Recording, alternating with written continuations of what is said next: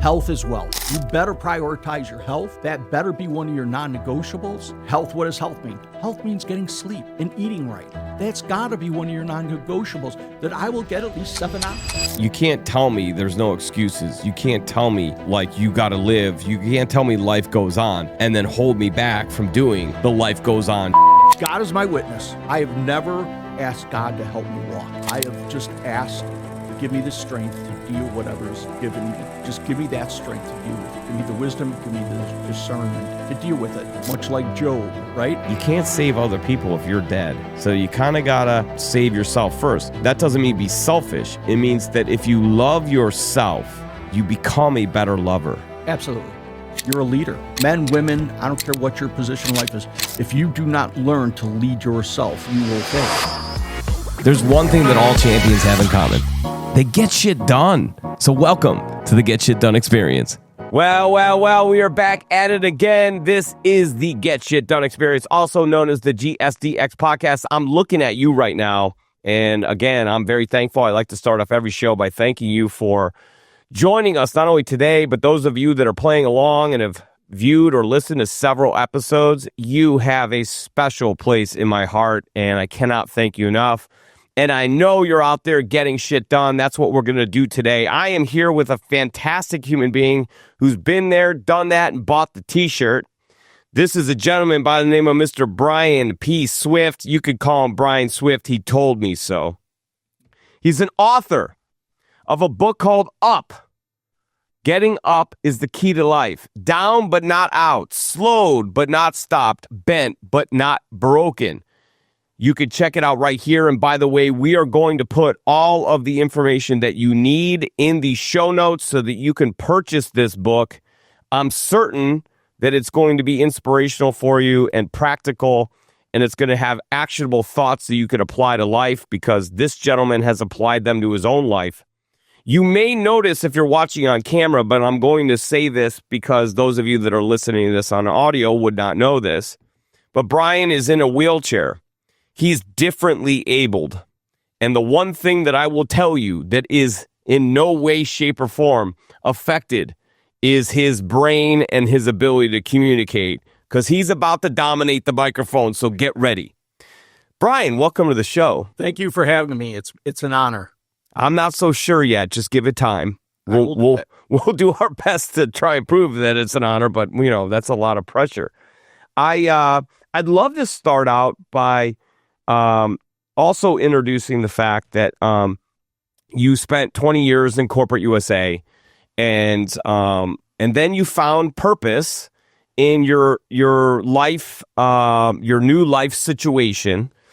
You dominated the corporate world, the sales world, the management world, training salespeople, and then you find this purpose, and you say, you know what, I want to allow people in a similar capacity that I'm in to live a life of freedom and live a life where they have the capability of doing anything that everyone else says they can't do, but so that they can do. You go out and start a company called Swift Outdoor Accessible Recreation, also known as SOAR, which you're the owner and president of currently. Correct.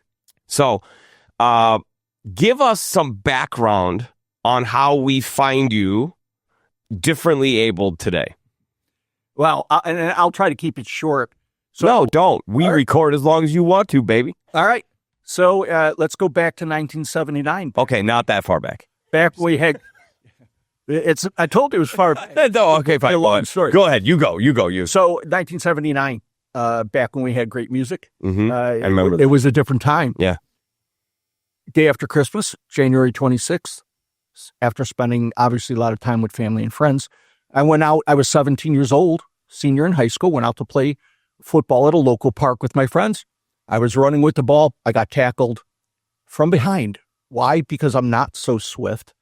Speed was never my thing. Tough name to live up to. I disappointed a lot of coaches. Yeah. I had a coach in high school tell me, Swift, if you were in a race with a pregnant woman, you'd come in third place. So, speed was not my forte. But that was good. I loved competing. And I just got tackled. Somebody grabbed me by the legs. Somebody, bear hugged me. I went to the ground. Nobody fell on my neck, head. I didn't get a concussion, nothing.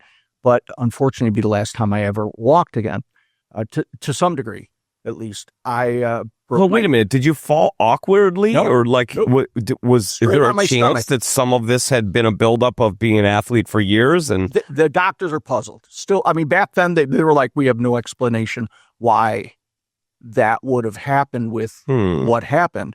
So I ended up breaking my C6 vertebrae. It left me paralyzed from the neck down. Overnight, I become a quadriplegic. So if you hear me use the word quad, it's for quadriplegic. And, off to the races. You are off to first getting surgery to fuse your spinal cord together, and then off to what's now the Shirley Ryan Ability Lab, what back then was called RIC, Rehabilitation Institute of Chicago, where I would spend 4 months just trying to see what I would regain in terms of movement. There's always savings, but it's about way more than savings alone. Total Technology Solutions Group redefines managed print services. Excellence is the minimum standard. TTSG is a true managed print service provider, deeply understanding your technology and business goals. Your business is unique. Our solutions are tailored to your current and future business goals. Our customer-first approach empowers and delights. TTSG can ensure your technology environment will scale as your business does. So as you navigate business and constant change, partner with TTSG for premium advisement and seamless implementation of your technology goals. We set the bar high. Your people deserve it. Peace of mind, powerful innovation, TTSG.com. All right, so Brian, we talk a lot about this. We talk about branding. And so that's kind of, I started off in sales. Somehow I was always kind of a promoter, even in sales. I was always somebody that was kind of a brand champion. I'm a team guy. I do better promoting other people than I do promoting myself. So I thoroughly enjoy the fact that you took this situation and you turned it into a brand. So I'm going to hold up for you here this hat. Maybe you can see it. Maybe you can if we could zoom in on it. It says the Quad Father. So talk about taking a situation and branding it. I mean, that is absolutely fantastic. I have mad respect for any type of creative branding like that. The Quad Father, folks, that's who you're hearing today. Well, thank you. It took me 40 years to really come out with that brand because, as you said, I started out in corporate. I was blessed to really do well in corporate. I vowed to myself at the age of 17 to never let, probably more the age of 18, to never let the wheelchair stop me from doing the things that I wanted to do. Why? In 1979, the statistics for what your life was as a quadriplegic, that made a Stephen King novel read like, ham and green eggs and ham. I mean, it was horrible. Like less than 15% would go on to, now don't forget, 79, we didn't have cell phones. We didn't have laptops. We didn't have the technology we do now, or even 10 years later. So the statistics of a quad was you either ended up in a nursing home, and I mean a nursing home with a lot of elderly people, or you went home and you slowly declined and ended up with bed sores and problems that were probably your demise. Yeah. It broke. Okay, so there's one thing that has improved over time. Yes. Yeah. I mean, because I could kind of go back to like 79, 80, 85 and just stay there. I just felt like the world was awesome there. Now, granted, I was a kid. There was, no responsibilities, whatever. But the world was just a easy, comfortable, kind of safe place. And now it's a little hectic. But there are some advantages to this new world. And Absolutely. This would be one of them. Absolutely. Absolutely. Now what they do with people with broken spines, which they didn't do then, a lot of damage could be caused by, the swelling of the spine. So they get them right into a hyperbaric oxygen chamber, which wasn't protocol back then. So what that does, obviously, it floods your body with oxygen and it reduces the swelling, which, I mean, all your spine has got to do is swell the length of or the width of a piece of paper, and you've created more injury to it. But they've come a long way, like you said. So off to the races, and I was blessed to have a very faith-driven mother and a old school father, but my life changed. And I want to say not one conversation, because it was a one-way conversation, back in the day, you didn't have a lot of two-way conversations with Irish Catholic parents. Oh, yes. I had them myself. We also didn't ask why. Oh. If you asked why, the answer was kind of standard, I think. It was because I said so. Absolutely. And so there's a big change in the world. It is.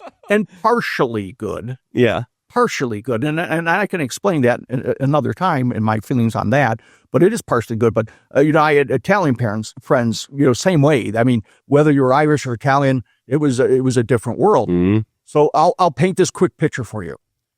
It is a month later. It's mid-December, and I'm sitting at the rehab. My dad came up to visit. He took his overcoat off, hung it up, came to my table, and sat down. Now I'm at Northwestern Rehabilitation. My 18th birthday was at the end of January. This is not how I viewed myself turning 18. Oh, Lord, no. I played basketball. I played football. I played baseball. I loved competing, period. Mm. You name it, I'll compete. Chess. I just love competing. Yeah. Losing never bothered me in a sense where it wouldn't prohibit me from competing. And back then, you competed against a lot of older kids. That's how you became better. Yeah, losing pissed me off to want to win more. Absolutely. It didn't deter me. It didn't deter me at all. It was like, you watch next time, right? Absolutely. So he sits down next to me, and I'll be honest, I don't remember the conversation. I'm guessing I was a little salty because my birthday was like a week away, and I'm thinking 18. That was kind of the rite of passage back in the day, right? You're free, baby. It was the rite of passage. Here I am, I'm hooked up to tubes and cords, and I'm, turning 18 in a week. I'm guessing I was salty. After 5 minutes, my dad stands up, doesn't say anything, walks over, gets his overcoat, comes back to the table, puts his coat on and looks down at me. And I, as much as I could, because I had a halo screwed into my head and I couldn't look much, he said, if I ever come up here and you're not in good spirits, I'll turn around and leave. And then he says, it is up to you to keep this family going. It is up to you to make this family work. He said, if you're smiling, we will all smile. If you're down, it's going to be difficult to keep the family together. He said, it is your responsibility to keep this family going. Took his coat off, sat down, that was it. Wow. So I have I felt a little pulse in the heart and a bit of a knot in the throat because that is just unbelievable dadding. Absolutely. I mean, that's just fantastic advisement in a stern way. It's called old school love. Yeah. And it's also like, hey, we got a legacy going here, man. And just because you're in a wheelchair doesn't mean the legacy stops. So we're going to find a way to keep this legacy going. I just absolutely love that. Absolutely. It was just, he took his coat off, sat down. Yeah. We had the discussion. He never brought it up. Mm-hmm. I never thought about it. Done and done. Was it? Yeah. Move on. Yeah. That night, I remember laying in bed and watching a fly. Not watching so much as listening. So I remember listening to this fly, and I couldn't move my arms, and just hoping it doesn't get too close. Because if it lands on me, I mean, the only thing I could do is really... And I couldn't even blow at it. And you couldn't move your head because you had a halo brace screwed into your head and attached to your chest to keep your neck and spine straight. So I remember when my eyes closed and all of a sudden it popped in my head. Damn, I can't believe you said, like, what else do you want me to do? You want me to keep the family going? I've always got to be smiling, but then I realized he was right. Like, this didn't happen to me, this happened for me, and it was my responsibility. And there was no way in God's green earth was I going to let this destroy my family. And that changed my whole perspective and changed me. That moment changed me. And I went on a tear of therapy that's unmatched. Let's go. Okay, so early in the conversation, I asked you, do you feel like maybe you were already injured a little bit and this, like, you didn't fall funny, right? Nope. And maybe you were a little injured and the doctors say, this is like, we have no idea. This just happens. So then I take that and I connect it to the answer that you just gave.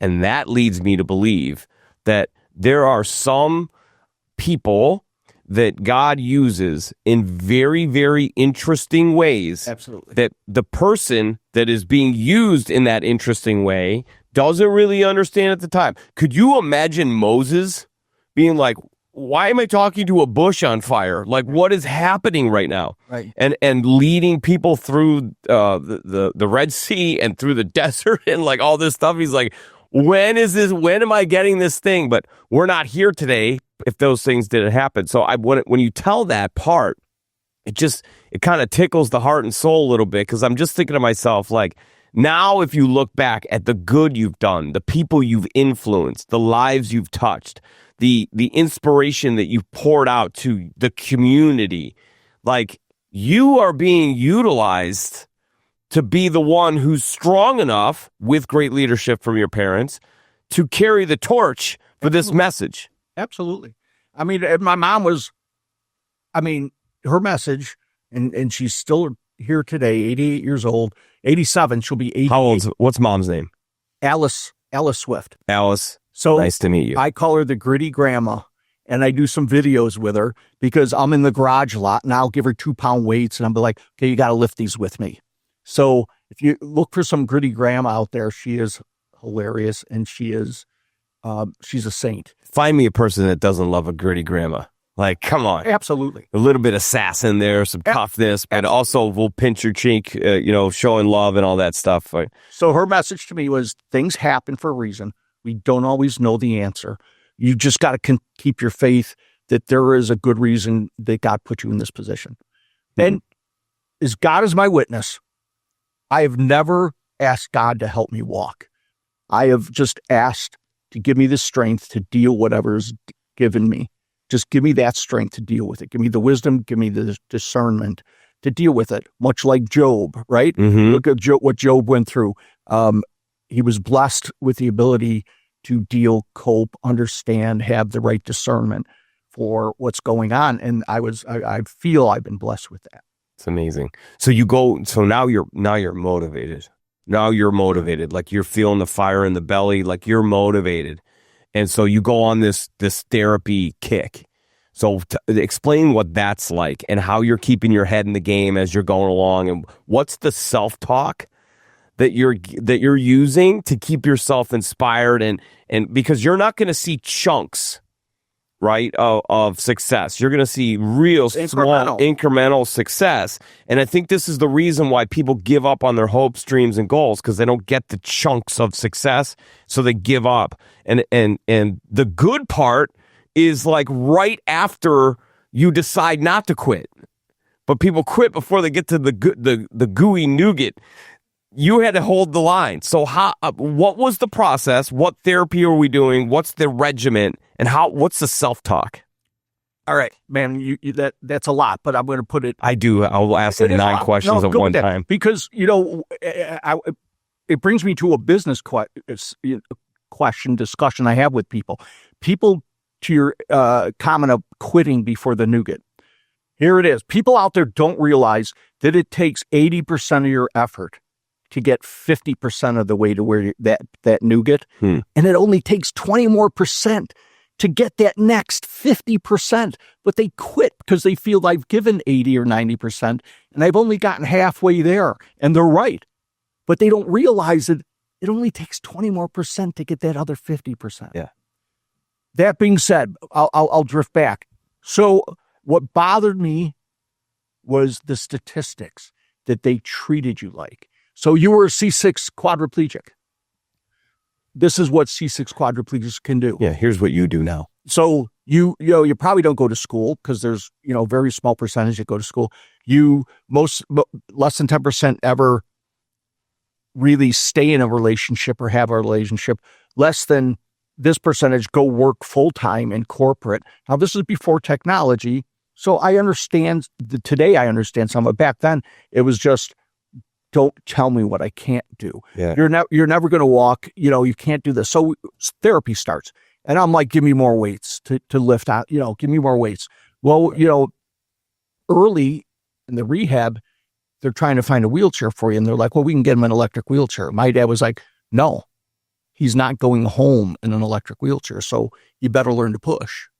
So I get a manual. Man, your dad was a real one. Oh, absolutely. Absolutely. So get him a regular wheelchair. Well, a lot of quads can't push that well. And well, that's okay. He'll figure it out. He'll do it. So I'm in a manual wheelchair trying to push, and you're pushing slow at first. And like everything, like I said, you start to grow, you start to push a little more.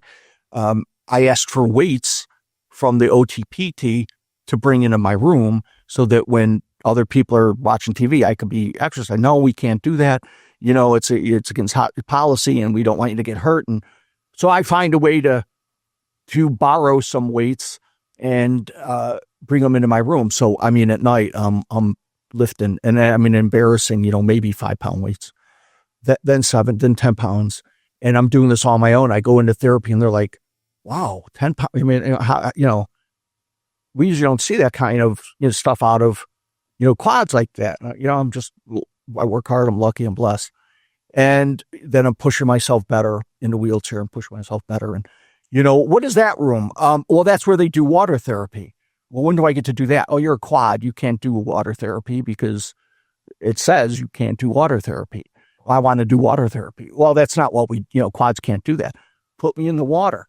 If I sink, I sink. You know how they taught kids in the 60s, 70s how to swim? They threw you in the pool. Absolutely. And you swam to dad as dad kept moving back further. Absolutely. And then finally, when you started to fall, he'd catch you and then he would turn you around to look at the edge of the pool and he'd go, "Do you see how far you went? Now stop saying you can't do it." And then you would swim back and he'd push you and you'd swim back and you'd crawl out and then you'd jump in again and he'd keep moving back further. And about a week later, you're on the freaking swim team. Absolutely. That's how it was done. It was. Literally just told you the story of how I learned to swim. That's how I learned. Yeah. Pushed off a pier. Yeah. It's 20-foot water. Don't want to drown? Swim to me. Swim. And like you said, then kept moving backwards to see how far. And you know what? He didn't catch you when you went underwater. No, he let you feel it a little bit. And you came back up, and I know my dad, let me go back underwater to see how bad do I want. Will you fight? How bad, oxygen's great, right? Until it's not there. And then, he caught you on that third bob, to make sure, because mom was yelling at him by that, right? Out of there, right? Mom was yelling at him. So he caught you on the third bob and then still moved back more, just kept you out of the water and then said, he didn't drag you to the pier. No, he pushed you back. He let you figure out I can float and I don't have to, so yeah, that was old school. So I got a bug up me about like, you're treating me like a statistic. I want to try water therapy. Oh, I made commotion till they let me try water therapy. Wow. You're a quad and you flow pretty good and you get it. And I had swam before. I wasn't, a great swimmer, but I wasn't afraid of the water. Even in that, of course they have all this stuff on you to keep you afloat. I'm like, well, I want to take this off. How do you do anything with this stuff? No, okay. So I found a way to take off all the crap they had on you to help you swim or help you stay afloat. I'm like, people naturally float. That wasn't taken away from me because I'm a quadriplegic. And guess what? If I lay on my back, I could float. And guess what? If I throw my arms back, like the backstroke, I could swim. That was my drive. When I got, after 4 months, when I got home, it was right down to the edge of the driveway, right back up. Right back down to the edge of the driveway, right back up. Right down to the edge of the driveway, go to the corner, come back. Go to the long corner, come back. Right around the bar, come back. My dad, I had a heavy bag, I had a speed bag, I had weights in the garage. I had a couple machines he built. And it was home on a Friday after 4 months of rehab. Went back to high school on Monday. A month later, graduated from high school. That summer, signed up for summer school classes at a junior college. It was like, life goes on. This is the way it's going to be. There's no sitting around. There's no feeling sorry for yourself. One of the stories people love was that summer.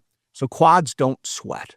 Part of our neurological system, we don't sweat, which is not a good thing because that's how you cool yourself off. Yeah. That's how you rid your body of a lot of toxins. Yeah. And so when it gets really hot out, you have to drink mass amounts of water, pour water on yourself, find the shade. And it was in the summer, I must have been out and it must have been hot.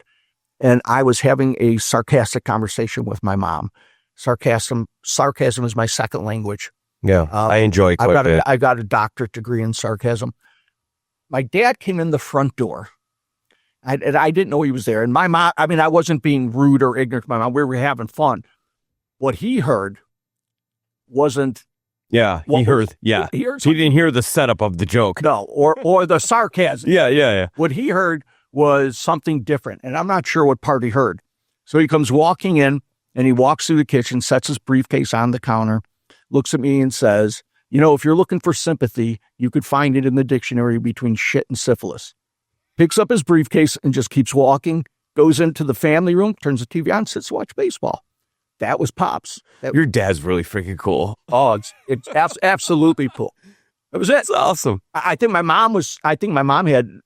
she was shocked more than I was shocked. Yeah. And I'm like, I wasn't looking for sympathy. You didn't hear the conversation, but you didn't say that. Yeah, no, I'd say that. You just get. Now, my mom was like, I think just like, I go, Mom, you know, we were just having fun. She said, no, I get it. You know, and I went probably into my room and did my own thing. That's where Mom goes and is your agent for about 10 minutes. Be like, you got that wrong, honey. Yes. He was actually saying. No, we were having a cool conversation. Yeah. And you walked in late, so like lighten up on him. And then Dad, like 2 years later, lightened up on you. Yeah, maybe. maybe. But so that was my dad. I mean, so it was that kind of love. That was love. Yeah. That was, I mean, I knew he loved me. Did I hear it a lot? No, I didn't have to hear it. I know my parents cared and loved me, and I knew what they were doing was for my best interest. And I just kept with that push, like what's normal life like? My friends were all driving. Eventually, 3 years later, I'm like, I want to drive. Well, you know, so one day they found out, I think my sister ratted on me, that I had taken one of the cars. I got 2 sticks. I slid into the car with a sliding board, and I was and I was around the other side of the block, pushing on the gas pedal and the brake with a stick. And my dad came around and he's, you know, of course, what are you doing? What are you nuts? You're going to get in an accident. I was like, I need to drive. I want to drive. Okay, we'll put you in classes because we know, like, okay, we're taking them serious. Yeah, here's the thing, right? You can't tell me there's no excuses. You can't tell me there's no, like, you got to live. You can't tell me life goes on and then hold me back from doing the life goes on shit. Right. Like, you kind of got to free me up a little bit here. So, hey, Dad, I need you to play offensive lineman and figure out how to create a hole, an opening here so I can go score a touchdown. I need you now. And I know you're going to be afraid. And I know this is tough on you. But because you've put me in this position, like you said, I can't stop doing what you've created. Yeah. So I learned how to drive. I went through junior college. I started playing wheelchair sports. So I played the crazy game of quad rugby, which now they call murder ball. And we played it in real wheelchairs, not these. I could have thought of a better brand name for that. That's what they call it. That they've got specials on it. Go look up. Yeah, I'm sure it's awesome. It's a huge sport. Yeah, it is basically Clash of the Titan wheelchairs. Let's go. And I played that for 5 years without those monster. Now they build these wheelchairs that are, I mean, it's like battle bots with people in them. Absolutely. Yeah. At 100%. That's actually kind of cool. Battle bots with people in them. We could be onto something. I agree. Yeah. I love the competition. I love banging. I loved scoring. So you played it on a basketball court and you played it with a volleyball, and it was almost a combination between hockey and football. Yeah. Absolutely loved it. Traveled all over Canada, Texas. I mean, it was everywhere. And then I decided to swim for Marion Joy, another big rehabilitation facility out in, I believe, Wheaton. And I decided, even though the size of me did not look like a swimmer, I was not Speedo ready. I was more Ocean Pacific, for those who remember those shorts. Well, you and I are not alone in that boat. You're not going to find me in a Speedo. I will wear the Borat lime green one every once in a while on family trips, but for the most part, we go with the sure. I mean, the jams, they used to call them. Right? Okay. Well, I mean, most of the time you swim in jean shorts. I mean, you really didn't have a bathing. Not on purpose. No, it wasn't. You weren't planning it. Just you ended up in the water. We're going swimming. Anyone got scissors? Yeah, or just rip. Yeah, they're old. They got a hole in them. Rip. So I swam for Marion Joy. And I loved the swimming. I was amazed at, and water therapy is huge now. I mean, water therapy, there's no pressure. It's great for your joints. It's great for your bones. What I really realized, it increased my lung capacity because I lost Interesting. probably 70% of my lung capacity because your diaphragm is. You're not using it. So if you're not using it sitting idle, it's not strong. So that created the strength again. Oh my gosh. Yeah. Unbelievable. And the better you can breathe. I mean, I coached athletics for 22 years. I had to teach athletes how to learn how to breathe through things because people will stop breathing. We're all guilty, right? You stop breathing or you're not breathing right. You stop oxygen from flooding your system. Guess what happened? Guess what happens? I mean, you gas. Yeah. You're done without oxygen. Interesting. It built up my diaphragm and I became better at everything. I could ride, now all of a sudden I'm doing 5Ks in my wheelchair and I'm swimming and I'm going to school and I'm driving and I'm dating. I have a fairly normal life. Yeah. And so that's what I got back to. After junior college, I went to St. Xavier University and excelled there. And my senior year, this nun comes up to me and says, what are you going to do when you graduate? And I was like, sister, I don't know. She goes, you're going to law school. I said, no, I'm first generation college, let alone I wasn't made like I'm not. I was going to go into the trades. Mm-hmm. She's like, you're going to law school. I go, sister. And you couldn't argue. She was that, 5-foot nun that wore the habit. That, I mean, like, I don't think I could say no to her, can I? Like, you can't say no to a nun. I think there's some rule about that, that has to do with a ruler. Oh, yeah. Yeah. Ruler, paddle. Ruler, paddle. Yeah, I went to a Catholic high school. Lightning. So, yeah, exactly. Yeah, something, far greater than Mm-hmm. we can handle. And so she said, I'm going to sign you up for the prep class and I'm going to get you the study guide. I was, okay, sister. So all these things you're kind of attracting. When you do bold things, big things that are kind of shocking, there is a tendency that you will attract powerful people into your life that want to collaborate, be part of that, influence it further. They almost become part of your posse. Like they want to see you succeed because they want to have a hand in that because it gives them purpose and makes them feel amazing. And all the while, they're actually doing it for you. You then kind of start to carry them with you because now you're doing it for them. And I think we always do things a little bit better when we're doing them for others with ourselves in mind. But if we're just doing it for others and we're not keeping ourselves in mind, you will get resentful after a while. And if you're only doing it for yourself, you really don't have purpose. You're just kind of selfish. Absolutely. Servant leadership. Yeah. It's all about servant leadership, right? And you have to learn to, and this goes for business more than anything. Everybody's a leader out there. I don't care what you do. I don't care if you're... No title needed. Nope. You're a leader. Men, women, I don't care what your position in life is. If you do not learn to lead yourself, you will fail. Yeah. If you do not learn to lead yourself, you can't go on to the second stage of leadership, which is learning to lead others. If you never learn to lead others, you'll never go on to this third stage of leading groups and organizations and businesses. So yes, you have to learn to lead yourself, and everybody could win in that. Like you said, I'm not just doing it for me. I'm doing it not to shine the light on me. I'm doing it so that others see that they have a light and they have a purpose, and that to shine the light on them and give them maybe some hope and a glimpse of purpose that they didn't realize they had. Okay, so we're 33 minutes into the podcast. And if you haven't ordered the book up yet, like, what do I don't understand. I mean, this is like, are you listening to this? So this is a very inspirational story. Again, the book is up. Getting up is the key to life. I think we can all relate to that, whether it be physically or mentally. And I know that I've had to do that myself mentally. And so I can't wait to read this. This can be purchased. We're going to put the links. But before I put the links, could somebody go on Amazon? Amazon, yes. Amazon. I mean, I just ordered 3 things on Amazon, like at 8:00 at night. They show up at my doorstep at 4 a.m. So you could be reading this tomorrow. Okay. So let's order the book. It's for a great cause, and that cause is for your self-development.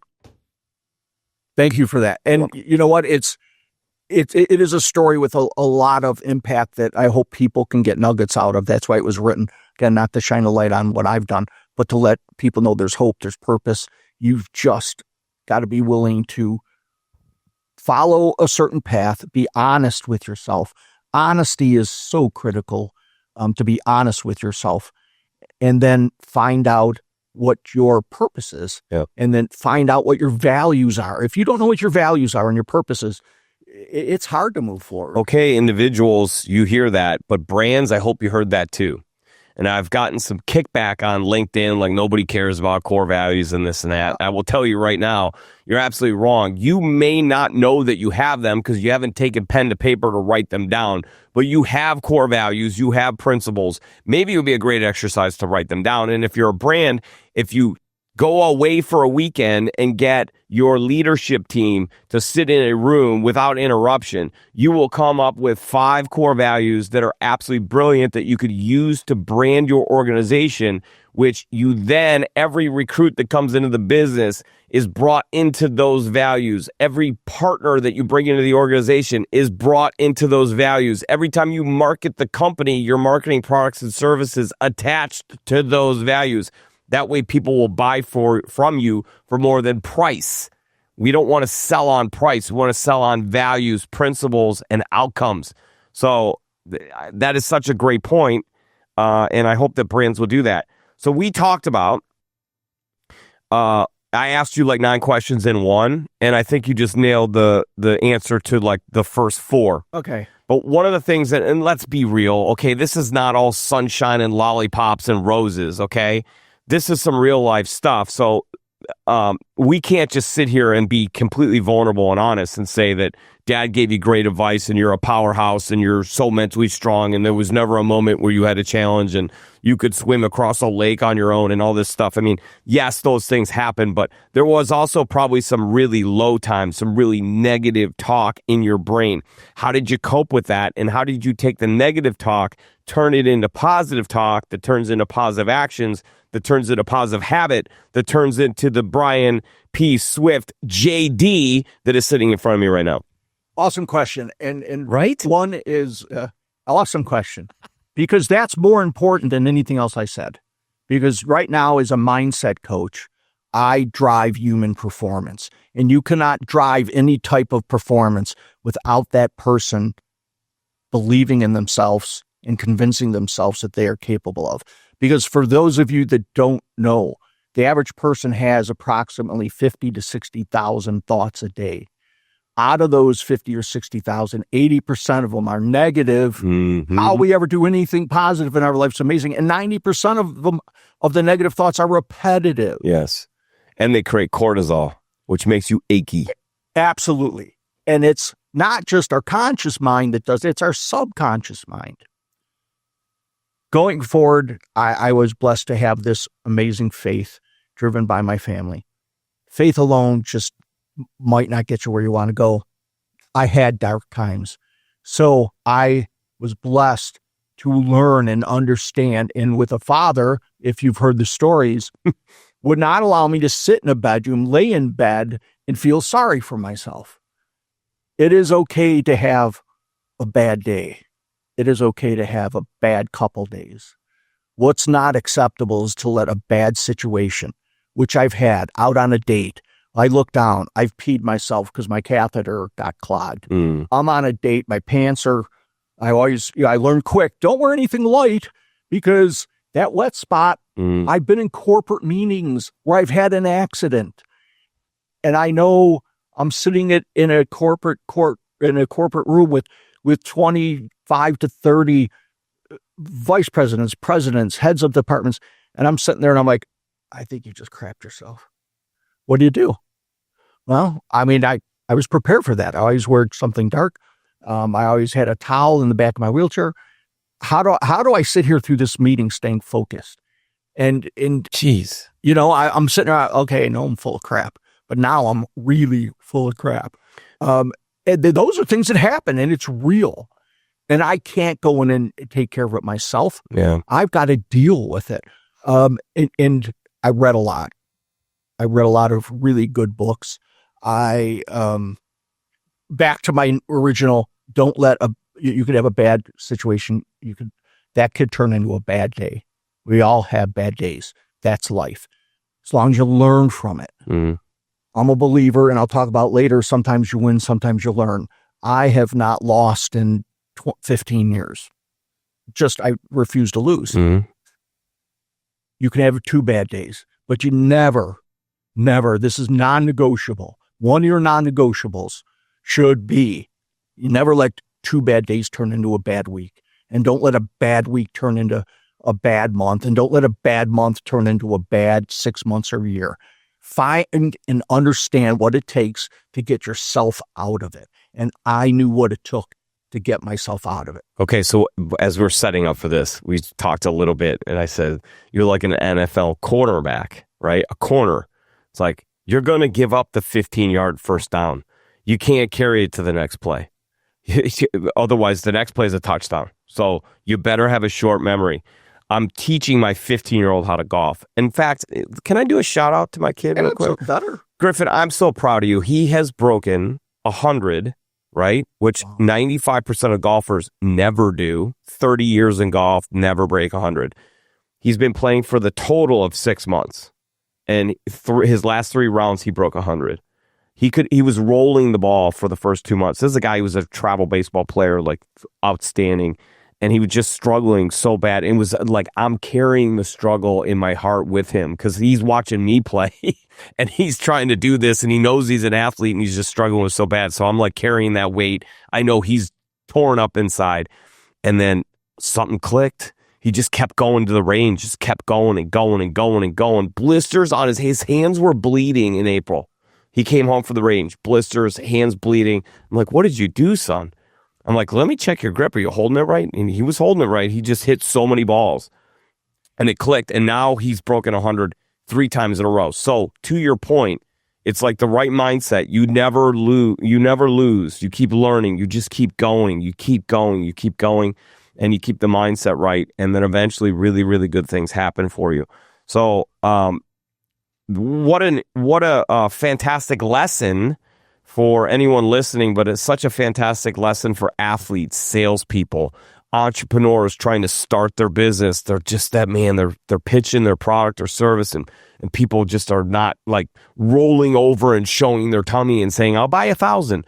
Like you have to work it. You have to be patient. What a great message that you've lived in life and now brought to business. Absolutely. And not just business, but life, coaching, sports. You learn more. Listen to this. You learn more from your losses than you do your wins. Facts. Absolutely. You could fail your way to the top in some degree. Why? Because when you win, what do we all do when we win? If you've been a coach, a parent, we celebrate when we win. We talk about how great I am. Real short, an amazing shot. How I played through the wind. How whatever it is. Yeah. You know what happens when you lose? That's where the lessons come in. Yeah. If you don't learn from losing, which is the key, but you will never get to the top. But with the right mindset, and that's where you started with. And so I have 3 core principles. I have pillars, right? And I've used this for everything. And when I'm off my game, I know I can just go back to the 3 and I can go, it's that one, right? So my 3 in a row are mindset, behavior, technique. Without the right mindset, there's no way you get to the repeated behaviors to become ritualistic and become innate. And without technique, there's no way that you could turn the mindset and the behavior into something that's fruitful and something that you can repeat over and over and teach others to do. It's duplicatable because you've got the right technique. I love those. That's been my thing. I love when people start with mindset because it validates the way that I think, and I need validation because I'm not very confident. So I love the validation, and I'm being genuine. I say that I struggle with confidence and self-esteem. So that's why mindset's so important to me. I have to force it. It's important. You're not alone. 80% of the population struggles with those same things. Some are better at hiding it. Yeah. Some never overcome it. Some are blessed to find ways to overcome it. Mm-hmm. And having pillars in your life are so key. Along with, you heard me mention the word non-negotiables. What are your non-negotiables? Yeah. Health is wealth. My non-negotiables I will get 7 hours of sleep a night, period. I will find a way to get 7 hours. That's simple. I will exercise at least 1 hour a day. Yes, just one. Sometimes it's 3 hours. But if I will exercise, find a way to exercise 1 hour a day. All you got to do is look at his Facebook. He posts it too. Yeah, I do post some of it. Yeah. Even if it's just going to the bottom of the driveway, pushing up the garbage cans. So that was his last post. Big brown garbage can in front of him, and Brian's just got a smile on his face, and he's wheeling that sucker right back into the garage. And I can't even get my 12-year-old to take the garbage down to the corner, for gosh sakes, and he's quite athletic. So, I mean, it's pretty awesome, Brian. Thank you. And so you got to have those non-negotiables. My other non-negotiable is I will have at least an hour of reading and faith time. That's not negotiable. Whether I do it in the car, whether I do 15 minutes in the morning, 45 minutes a night, you have to have non-negotiables in life. When I got hurt, one of my non-negotiables was I will not be disrespected because I'm in a wheelchair. I don't get disrespected because of the way I roll in a place. Yeah. I learned from my pops, you roll in a place, you make eye contact, you shake a hand, and you act like you belong there. Act like you own it. And I roll that way. Yeah. And people are amazed, like, you just went into like an area that said executives only. Well, nobody's going to question me on it. Why? Because I rolled in like I belong there, not timid. And that has served me so well. So I'm really proud that you said that, because one of the things that my dad told me early on is when you shake somebody's hand, they need to know. So you need to give them a little squeeze, let them know that you're there, right? And the second thing is you look people in the eye when they talk to you. Absolutely. And so I've actually freaked out some other parents that have met my children, and I looked at my kid shaking this grown man's hand that he should be respecting. And my son kind of, did the head down and kind of looked away. And I will say it to him while shaking the hand. I said, pick up your head and look him in the eye in front of the other parent. The other parent kind of looks at me like, you didn't need to do that. I'm guilty. And I do need to do that. Sure do. Because if you want your children to have a strong, fulfilled life where they command a room, where they're confident, where they're strong, where they can do the miraculous as you have, but do it with a humility, right? Absolutely. And a cool confidence, then those things are not just born into somebody. You have to teach them. And that's where our country has failed. Not that we want to go into that, but we as parents are so guilty of allowing our kids to go in a bad direction. Yeah, now it's just like the kid shakes a hand, no eye contact, and the parent just goes, "Okay, run along now." Nope. And then the kid goes and sits on the couch with their phone, and they text the kid sitting next to them. It's just crazy. We're not teaching any of the interpersonal skills that it takes to actually be a functional, positive, productive human. If your kids are 8, 10, 12 in their teens and they're meeting your friends, your workmates, your whoever, you make them stand, you have them stand there. You don't allow. This is non-negotiable. You do not shake a hand, not make eye contact, and walk away so you can look on your phone. And please make sure your phone isn't out, because it will be my phone then. Parents are afraid to have these conversations because they're afraid to be not liked by their kids. Yeah. And I remember my dad saying, I'm not here to be loved. I said, I don't care if you ever love me. This will all fit in, but you will understand and respect me. And oh my gosh, I couldn't love a man and respect a man more than my dad. Yeah. When other people look at him like, you are so cruel to that kid. My dad was never cool to me. You probably wouldn't be who you are right now with letters behind your name, a current book, writing another book, host of a radio show, host of a podcast, president of a company, public speaker, mental and physical coach, inspirational leader. And I'm not stroking you, Brian, okay? These are things that you've done. So I'm just reading the resume without looking at it. So these are things that you have done. This is not me trying to build you up. I don't think you need that. These are facts.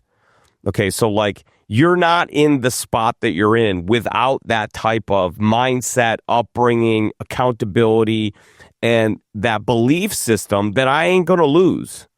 I only win and learn, right? That's the John there you go. It's the John Maxwell course that I deliver to people, which is called Sometimes You Win, Sometimes You Learn. And it's just about thinking outside the box. You do not lose as long as you learn something. So now, instead of things in life becoming stumbling stones, they become building blocks.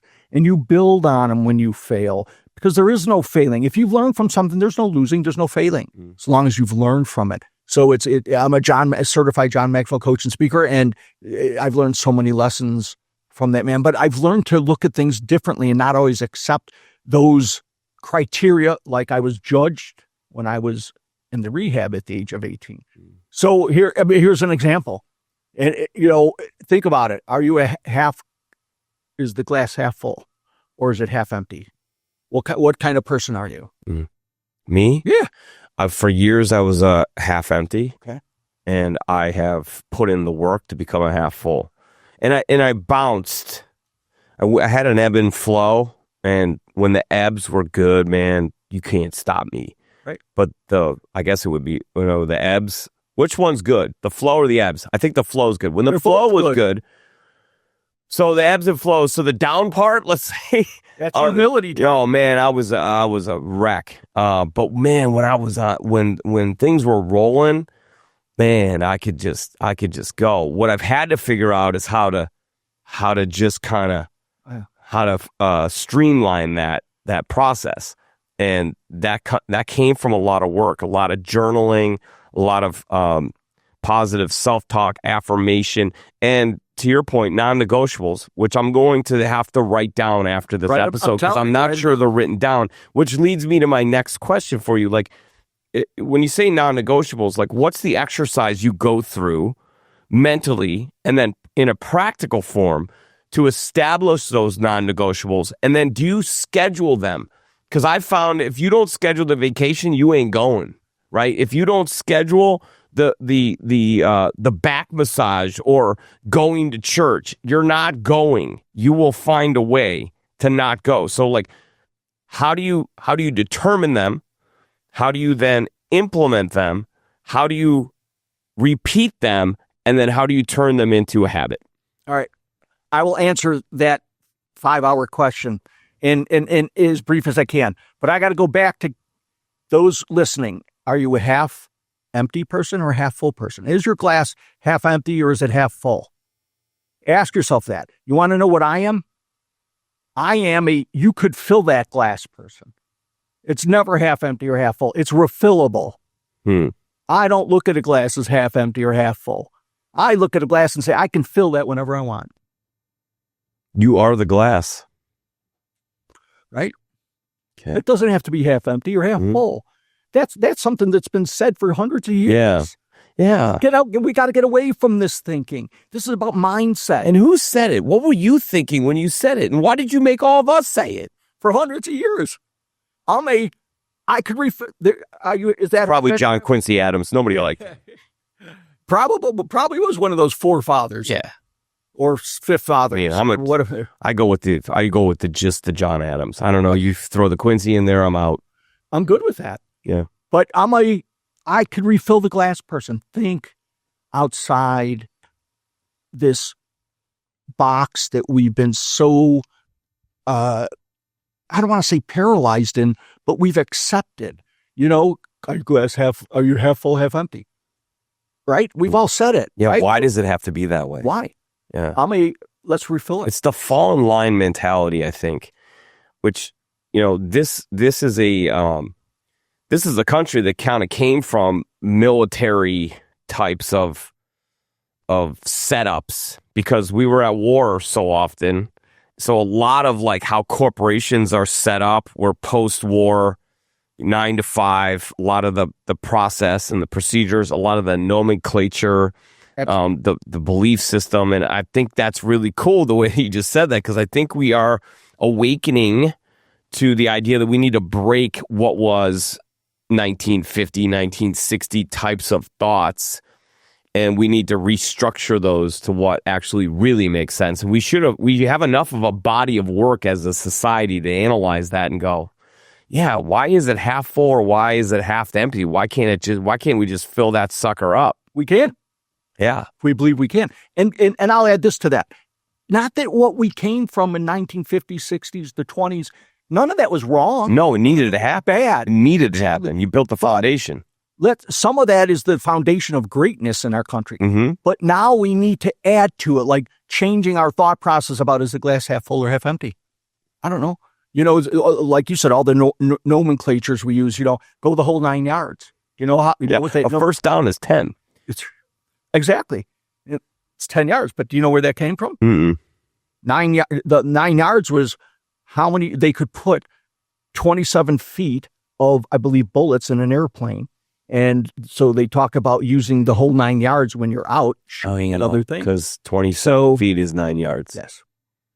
So when they were saying we're going to unleash havoc on the opponent, unleash the whole 9 yards. See, there's so much value in this, man. Someone gave me a whole new, because I've been saying the whole 9 yards. I thought it was just a movie. I had no idea. Like, now I actually know some stuff. Yeah. No, go look at some of the things we use and find out where it started. Amazing story. Yeah. Really cool. But let's get to your question, which is really important. I forgot even what it was. Go ahead, though. So we're going to talk about... I'm just teasing you. Non-negotiables. Yes. How you do it. Okay. First, you have to establish values. What are your values in life?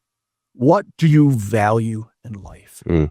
That's where it starts. If you cannot say what you value in life, it's hard to go further, because that is the foundation that drives us. It's not even our why and our how. That gets driven off of our values. So if you do not have written values, it's as bad as not having written goals. So like a value for me would be lead with kindness. That's a value. You lead your family with kindness. You lead your kids with kindness. I bet you the last thing to get led with kindness is yourself. Yeah. Well, it's always been. Right? It's the hardest thing to do for me. For all of us. For many of us. Some worse than others. I know I'm definitely not alone in that. Yeah. It's so much easier. Well, for some, I think it's so much easier to be kind to others and then just be destroyed inside and still be kind, right? Absolutely. But can you really be the ultimate transfer of positive energy if you can't do it for yourself first? Sure you can. Yeah. But it will never be, you will never be that brightest, authentic star, because you're not shining on yourself at some degree. It doesn't have to be as kind as you are to everybody else, but you need to learn to be okay and show yourself some grace. Somebody once told me that loving yourself helps you to be really effective at loving others. And the analogy they used was when you're on the airplane and they're given the description of when the oxygen mask comes down during turbulence, they say put it on yourself first before you put it on others. And then so when you're a kid, you're like, oh, yeah, that doesn't make sense, But then as you grow a little bit, you start to understand that what they're saying is you can't save other people if you're dead. So you kind of gotta save yourself first. Now, that doesn't mean be selfish. It means that if you love yourself, you become a better lover. Absolutely. And I'll explain it this way. If you don't love yourself, you're playing a zero-sum game. And what does that mean? Zero-sum game means there's nothing in the cup to give. If there is nothing in this cup is full of kindness and love and honesty and all these beautiful things. If you don't give yourself the grace of forgiveness, the grace of love, the grace of kindness, that cup remains empty and it's zero. You cannot give from an empty cup. Okay. You've got to fill yourself with some of that grace, forgiveness, and kindness and love to some degree. Because if you don't, you've got an empty vessel. And you cannot give from an empty vessel. So we start with values. So you establish the values, Absolutely. Write those out, maybe narrow them down to the most important so you Absolutely. Can kind of stand to that. Now, what's next? So you've created these values. And of course, everybody talks about your why, which isn't as important to your non-negotiables because those are kind of created based on values. Now let's go to your goals. You've got to know what your goals are. And then you take the values and goals and you prioritize what your non-negotiables are. I have 24 hours in the day. That's the only thing we were all born equal with. There's nothing we are equal at, nothing given equally with the exception of time. Yeah. And we are given 24 hours a day to do what we want with it. That is the only thing that we equally have, period. Because there is nobody out there like me. There's nobody out there like you or you listening to this or watching it. Nobody. But you do have 24 hours. So now I take my values and I prioritize them along with my goals, and I come up with things. And there's certain things that we cannot survive without. I said it earlier. Everybody has problems. Everybody has a cross they bear until they get sick. And now they only have one problem. Health is wealth. You better prioritize your health. That better be one of your non-negotiables. Health, what does health mean? Health means getting sleep and eating right. That's got to be one of your non-negotiables, that I will get at least 7 hours. I have to get my 7 hours. If you don't, does it all crumble? No. But you do it enough times and it will crumble. So health, non-negotiable. That's my workout time. That's my sleep time. That should be in everybody's non-negotiable. IT decision makers, this might sting.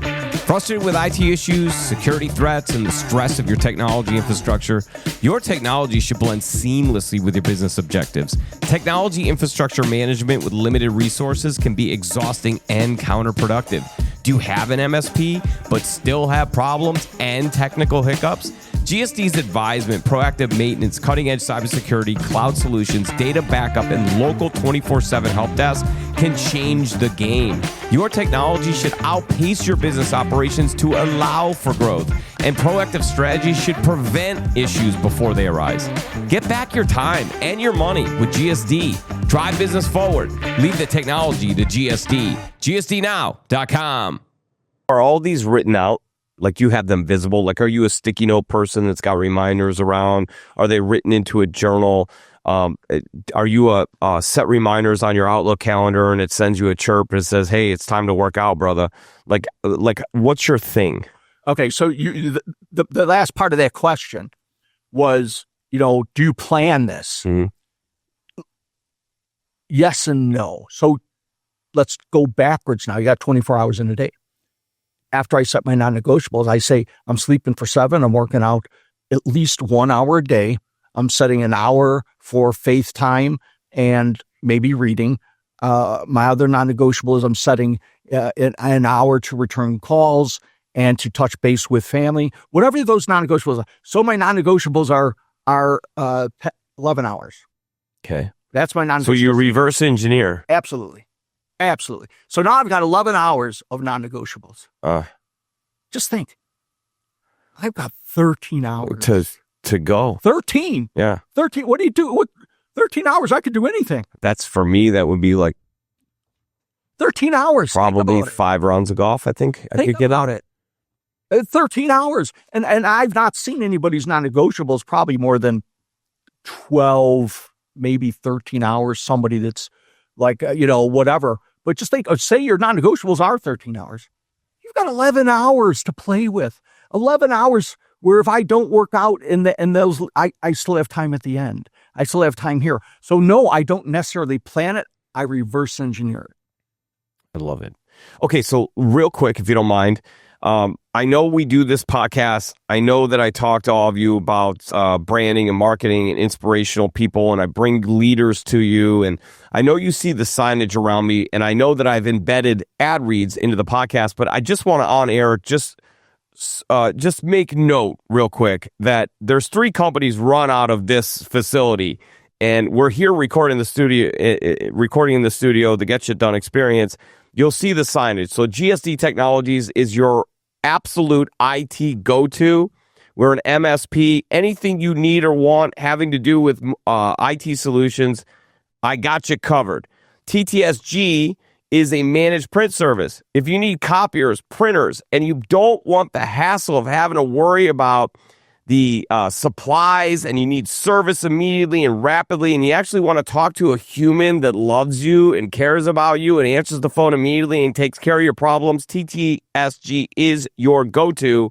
And then 2020 Design can handle your marketing, build you a beautiful website, SEO, pay-per-click, and help you to create content that actually stops the scroll that people want to pay attention to. So there you go. So Brian, let's talk about your business, because all of these fundamentals, this origin story of overcoming adversity, setting these standards, being led by your mom and dad to think a certain way and act a certain way, embracing that, executing it, turning it into habit, teaching other people how to do it. Man, this is good work. Now you get into the business world and you take those same fundamentals in corporate USA and you apply it to building sales teams, to being a top sales performer, to being a trainer. Then the purpose kicks and you go, how do I take all these things? How do I live out my purpose and monetize it at the same time? So you have the JD behind your name, which means that wonderful nun talked you into doing something that turned out pretty good, and you didn't just go and become a lawyer. You became a JD, which is like the next step above that. There's actually a step above that, but yes, I did go to law school. I ended up going to law school, graduated from DePaul College of Law, and earning my JD, which stands for Juris Doctorate. And now they have levels above that. Like, yeah, there's like this 5 level of this, and then they've created other levels so that they can obviously bring in more income to teach people stuff they really don't need to be taught, so that you can have all. And there you have the truth. Absolutely, it's absolutely, yeah, absolutely. My kid learned in one summer, being in customer service, working at a wonderful place, the UPS store. He learned more in one summer working there about sociology and psychology and anything than he did 4 years of college. Oh, yeah. And by the way, I made. And I'm not embarrassed saying it, my kids' choices to go to college or go into the service or go into the trades. They had options. The way I pitched it to them was, do you want to be $100,000 in debt? Do you want to be $50,000 in debt? Do you want to be possibly $20,000 or debt free? Just tell me which one of those you want. Mm-hmm. Well, nobody wants to be in debt. Okay, well, then I'll help you get there. They all went to junior college. Non-negotiable. Mm-hmm. You were going to junior college. After 2 years, you can decide, I don't like school. I want to go into the service. I want to go into the trades, or I want to finish. And then that's on you. That's on you, baby. I will support it. I will help you. I will teach you how to find grants. I will teach you how to find whatever it is. And I've got 3 kids out of college with absolutely zero debt. Zero debt. Well, there's your next course. Maybe we should turn that into a course. And I'll tell you what we teach people teach parents how to have that conversation, and then how to actually do all the things you executed. So I would have bought that course for $1,000 easily. And we only had saved, and I felt bad about it for a while, but then not so bad. Our contribution was $15,000 to each kid. Think about what the education costs. If I'm a business now, let's bring back apprentices. There was no law school back in the day. Mm-hmm. You were an apprentice. Yeah. And you know what the value of that is? I could form them exactly the way I want successful people to come out of my business. And guess what? I don't have to untrain them. Exactly. That's the hardest All part. the bad habits. You could spend, forever teaching salespeople how to get rid of the bad habits. Oh my God. Teaching salespeople. Like, I'd rather hire a salesperson that's got like a year of selling something door to door or whatever, and then bring them in and just mold that clay. Absolutely. And just be like, just get in my pocket and let's go. And now I think sometimes, you bring in somebody with like 10 years of sales experience, and this is in no way, shape, or form saying don't hire a person with 10 years of sales experience. I'm not trying to screw up a whole population of people that are looking for a sales job. What I am saying from the standpoint of being a sales leader who's trying to build a team, right, that was on brand, that followed a certain course of steps and actions, it's a little bit faster and easier to build out that team with people that are clay that you can mold. Whereas a person who's a 10-year vet, rightfully so, they have their established methodology. Right. It's a little bit harder for them to adopt your style when they've had an effective style on their own. So there's a little bit of conflict there that is maybe unnecessary, where they're having to acquiesce and you're having to maybe acquiesce a little bit to find the happy medium. And I think it kind of slows the process. But I'm not trying to hurt anyone from getting a job, so don't think of it that way. It's my personal view. And let me talk to that. The number one mistake leaders make in driving sales professionals is they believe everybody has to sell like them. No, cannot. And that's the mistake they make. You're not doing it the way I was successful. This is the way it works. No, the hardest thing for me to do was take sales professionals and stay out of their way. Yes. Because they were so good. They weren't anything like me. I didn't understand it, but I knew one thing. They were successful. And you know what my hardest job was? Stay out of their way. So let me clarify.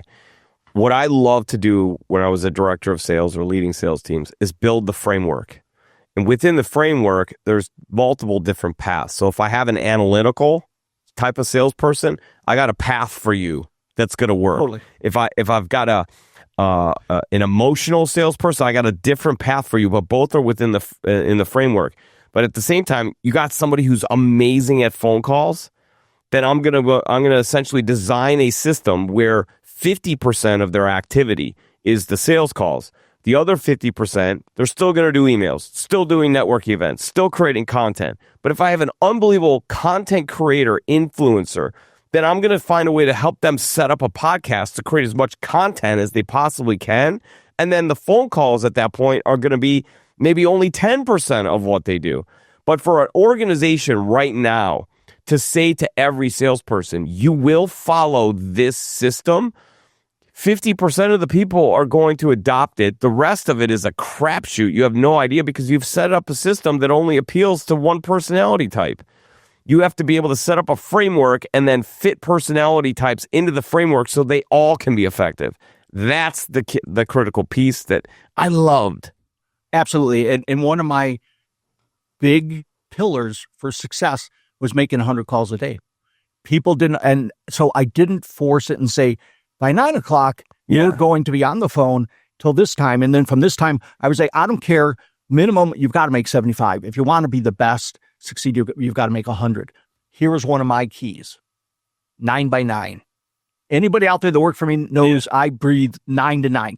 By 9 o'clock, you should have made 9 calls. If you make 9 calls by 9 o'clock, you will hit your numbers. Mm-hmm. Again, not forcing them to call between the hours of.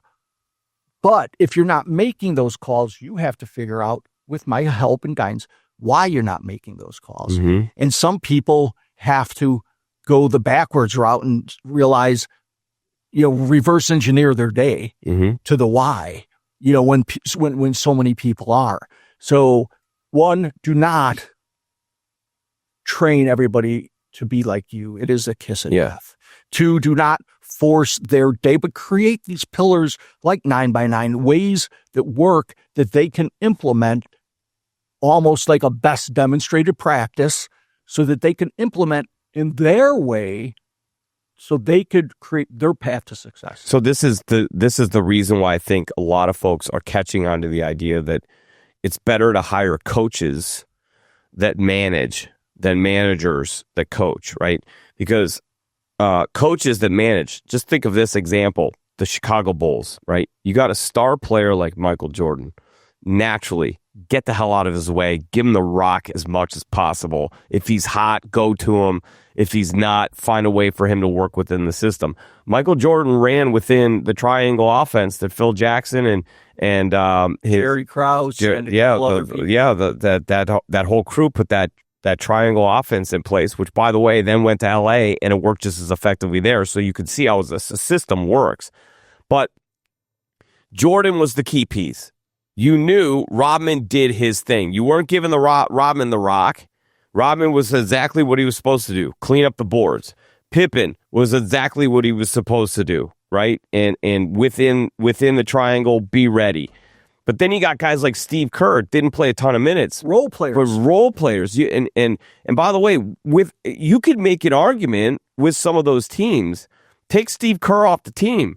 Really good, not as good.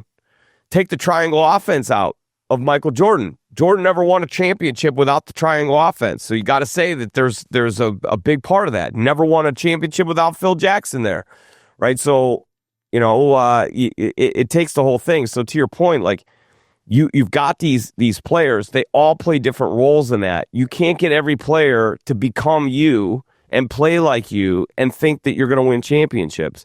You got to get them to play the role within the system to the best of their ability, right? And not every single sales rep is going to hit 150% of quota. And if they hit 80 and that's where they're comfortable and they're living out their dreams and they're helping you achieve the big number, just tell them you love them and get out of their way. I'll take 80%. Yeah. I'll take it. If that person is giving it their all, has implemented everything that you think they can, and more importantly, they're happy and satisfied. And they're running the system. Because what we could argue is now you take that same person who comes in and you're running a triangle offense and they just elect to not run the play. And they just, they bust the whole system up and they start to create infighting and there's all kinds of different things. I don't care what their numbers are. They got to go. Right. And those are those prima donnas. Right. So, yeah, I just think that I love where you're going because it's all foundational. And then how you start is how you finish. I always hear people say, like, it's not how you start, it's how you finish. Bullshit. It's a lot about how you start. Because if you don't start well and you're down by 40 points, you ain't finishing, period. So you have to start well. That start Absolutely. Is the foundation you're talking about with mindset, values, principles, building out the system and then plugging in people to be effective within that. Absolutely. And here's another example, not just the foundation, but thinking outside that with every person as an individual does things different. What are their strengths? What are their weaknesses? More importantly, I used to ask them, what do you want me to do for you? What do you need from me so that you can succeed? Yeah. How can I help? You know what that does? That puts the ball back in their court. Listen, you told me to do these 5 things. I did these 5 things for you. How come we're not where you want to be? Mm-hmm. Not where I want. This is what I said. Yeah, where we want to be. How come you're not where you want to be? Yeah, we're in. Oh yeah, you is better probably than even we. Because now you asked me to do this to make you the best. I did these things. Help me understand why you're not where you want to be, and I will help you. I built unbelievable relationships with that, but some of it's thinking outside that corporate box. You're a baseball player, a golfer. What's the old saying? Practice makes perfect. 100%. Do you believe that? Perfect practice makes perfect. That's what I was getting to. Practice does not make perfect. I'm going to say it. Practice does not make perfect. It is old and outdated. You know what makes perfect? Perfect practice makes the old way is counterintuitive because I could go practice the wrong thing and I'm establishing a habit that's impossible to break. So it's absolutely perfect practice. Absolutely, but you don't hear it out there that way. No. And by the way, Vince Lombardi, I think, used that term in the 60s and won a lot. But it kind of just slips past a lot of people. I will see it on signs every once in a while or on a LinkedIn post, but I don't know that I hear it enough. It's a great reminder. This should be a clip, I think. It's a great reminder. It's about perfect practice. Absolutely. Otherwise, you establish bad habits that you 100%. That you ritualize and habitualize, and then by the way, we all know it's very difficult to break bad habits because the bad habits can become innate, and more easily than good habits can. Absolutely, and you created it, and that's really hard to uncreate. And one of the things I'm working on now, I just did a speech at Northwestern University, and the topic of my speech was becoming unparalyzed. And for those that might think you can't see me, but I'm a quad confined to a wheelchair. My intro might have led people to believe it was about becoming physically unparalyzed. As I led them to probably believe a little bit, but ultimately this is about becoming mentally unparalyzed. And there is more doubt, failure, never getting started, quitting because of mental failure than physical failure. Mentally, people quit on themselves far before their bodies or their desire even to be successful will ever quit. It is about mindset. Mm-hmm. And that is not built by reading a 1 book, 2 book, by having 1 mentor, 2 mentors. That is a journey we all go on differently. All right, folks, it's Mental Health Awareness Month, which I think sucks because I feel like every day should be mental health awareness right now in this world that we live in. But it is, in fact, the month, so I'll play along. That advice that was just given hits me in the heart because I almost quit on myself several times. And something spoke to me, mindset spoke to me, higher power spoke to me. And you can turn around anything. You're listening to somebody who's done it. I was on the verge and turned it around, and proud to say, over 500 days sober and a whole bunch of other things. But it's amazing the power of the mind and what you can teach it to do. So do not give up. Do not quit. If you're feeling some kind of way, you need to go talk to somebody. And the person I would recommend you talk to first would be upstairs. Okay? Absolutely. You need to go talk to that person first. And that person, if you're like me, might talk to you before you talk to them, which is really interesting. And then you need to build a relationship there. And then maybe if you need some additional coaching and therapy and so on, you go do that next because you'll be in the right spirit and mindset to actually embrace the therapy that you get. Okay. So I love you and I hope that for you. So I hope that hits you. If you're feeling some kind of way, and I had a conversation with a beautiful human yesterday that I would have never in a million years thought was struggling and open up to me. Why? Because I open up to the world. So power is in truth. It sets you free. So I'm willing to be vulnerable and tell you my truth because that one person, if I help that one person at lunch, then me being vulnerable and maybe feeling a little bit of embarrassment of where I let myself get to is 1,000% worth it. And I think we're sitting here with somebody right here who's been through it and is willing to tell the story. My mental, his physical, together you're getting a story of what the power of the mind could do. I'm really proud to be here in front of you today, and I'm proud that we're having this conversation. I'm happy to know you. I had a chance to take a look at your social media, and I know it was the Alan Stern episode that motivated you or touched you or whatever it might be to send me a note and say, hey, if you're ever looking for a guest, and I will tell you, I get notes like that, and it's like, I'm a lover, so it's like sometimes I'm like, I kind of got to say yes because they reached out, and then it's like kind of weird. But in this case, like you reached out, and I had already been aware of your content, so I was already kind of like, I probably should reach out to that gentleman. But then when you reached out, then I dug in a little bit deeper, and I'm like, oh my gosh, like this is going to be a good one. And you've lived up to every second of it. So I'm like super proud to be here in front of you and honored. And it's so much respect for you. Thank you for your kind words. Just so much respect. But the podcast is not done. I just felt like throwing that in right now. So in saying that. Let me piggyback on something you said. To the people out there, there's only one person that will love you more than your mother. That is the man upstairs. That is God. That is the only person that will love you more than your mom. And if you're not having conversations with him and building a relationship, you cannot build a foundation to succeed in. He will be part of that success because he helps you take you from messed up to blessed up.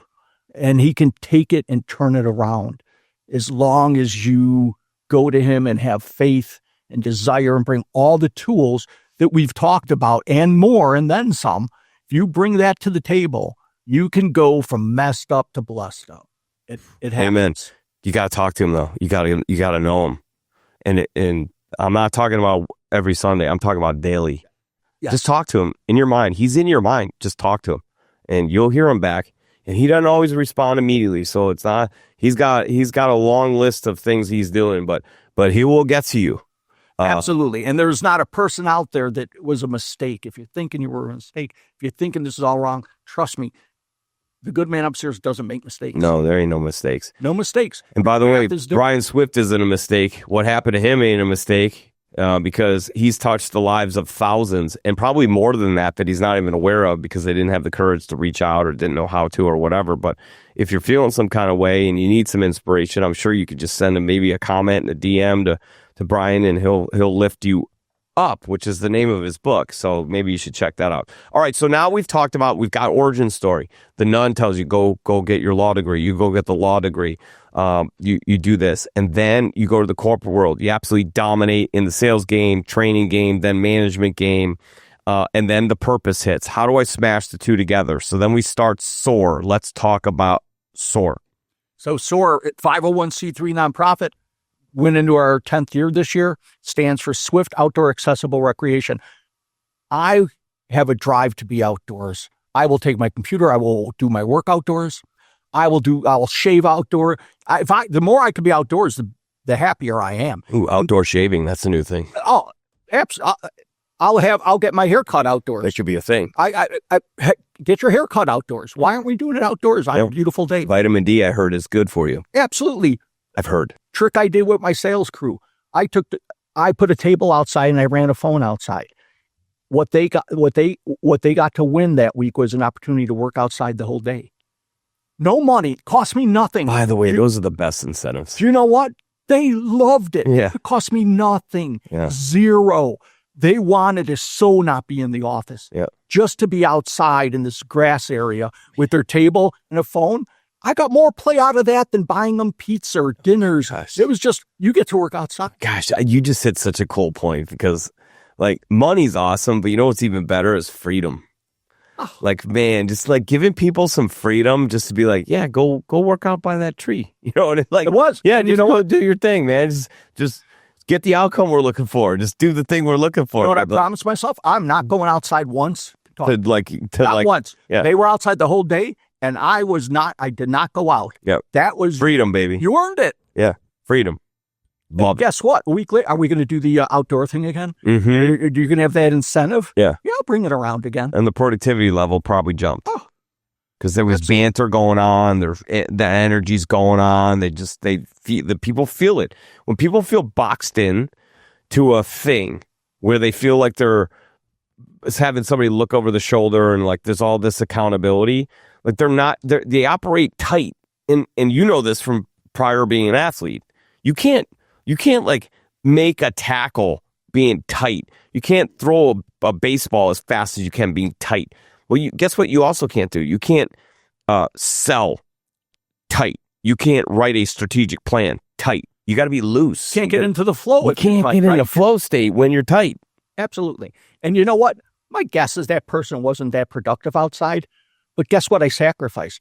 If I have to sacrifice one person for not being productive that drives 13 other people to high production, don't call me crazy. I think I won. Yeah. Amen. Right? I mean, if I got to give up one person to be maybe 80% productive, but I'm getting an extra 20% from 13 other people, you can do that math all day. I'll take that all day. I love that. Yeah. Okay, so SOAR. And by the way, it's SOAR for you crazies out there. Yeah. Okay, it's SOAR. And give us an understanding of, you've built the foundation. I'm guessing there's core values and all these things that you talk about, non-negotiables in setting up this business. Absolutely. And getting outside is, go look at studies that talk about people's heart rate, people that heal. You've heard of grounding. Maybe you've heard of earthing. You know what? I guarantee that being outside brings this cathartic feeling. And you talked about the chemicals our body makes. You want to bring on the good chemicals? Go outside to find them. That is the best medication you can find. I just thought of something. You know how our construction folks are like the toughest people? Like our men and women that do like physical labor, they're outside. Like they're the toughest people. Like they don't get sick. They're up before most of us are doing a thing. They're up and going, and they work like grueling jobs, but they're still happy and they just kick ass. Like there's got to be something to that. And then you look at somebody who's in an office at a desk job in a square building with suicide prevention paint color the mental institution paint color in the room. Like, that's what they have to look at. And they're in a cubicle, and it's like they're stuck in a Tetris game, and that's the environment that they work in. And we wonder why they're 10 minutes late and leave 10 minutes early, and like they don't flip on their laptop at 9:00 at night because there's no joy in doing, like, maybe we could put 2 and 2 together there. All right. And I'm going to play devil's advocate. I'm going to say that is not a call for people wanting to work at home. No, it's not a call for people to work. I want to be in an office and with people, but I want it to be open spaces, freedom to go outside. I want to create content outside. Like, I want to go host, clients on a golf course, and boy, what a great way to present your products and services to people. 4 hours in a golf cart, shooting the shit, and don't play against each other. Do a scramble, see how low you could shoot, like that kind of stuff. Like, that's just, to me, that's like a bad day on the course beats a good day in the office. So like fishing, right? Bad day of fishing, it's a good day. Take a customer fishing. I mean, this is what I'm talking about. Like you should be in an office a portion of the time because you're on a team and you need to be part of that team and collaborate. You need to feel something with the team. So I'm not a proponent of the full work at home experience. What I am a proponent to is people should just go if you're working on a project, go sit at a picnic table and go do it. And I don't need to trust whether or not you're doing it, because if I hired you and you're here, I should already have trust. And if I don't trust you, you shouldn't be here. Like, so. But you earned that trust. You earned that trust. There were people everybody starts off with a ball of twine. Now, some people turn that ball of rope into a 1,000-yard piece of rope. And you know what? If you tell me you're going to be in late tomorrow, I don't even ask why. I don't care why. Yeah. I know it's for a good reason. I don't need to know that. If you ask, can I leave early?